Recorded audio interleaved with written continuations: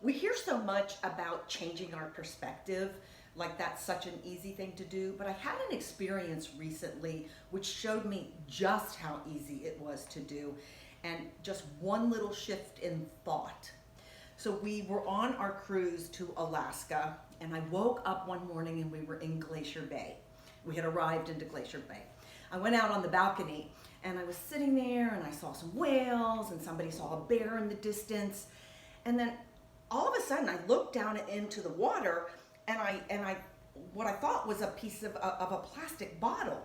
And I became instantly enraged that anyone would pollute such a pristine place.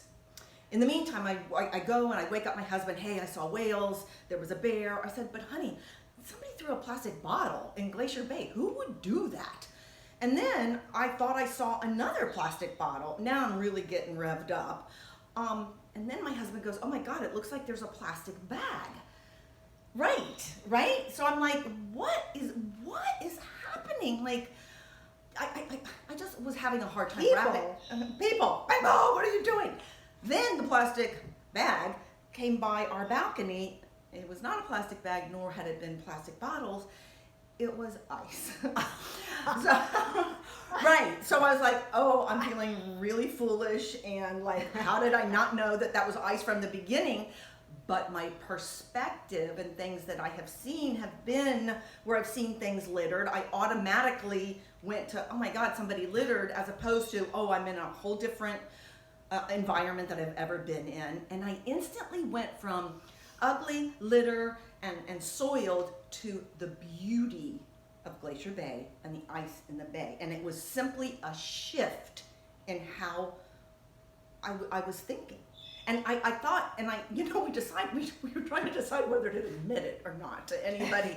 But then it was like, no, this is like this beautiful metaphor for the shift of perspective. It is a beautiful metaphor, Krista. It really is. And so much of our life is in our perspective. This time of year, even though I'm not going back to school, so many of our friends are going back to school, and they're having a hard time sleeping because it's a bummer. You've been your own boss. You've been enjoying yourself, doing what you want to do. I think some of our viewers are going, but you've had 7 weeks off. Yeah, but it's never enough. Never enough. And I remember really feeling sorry for myself.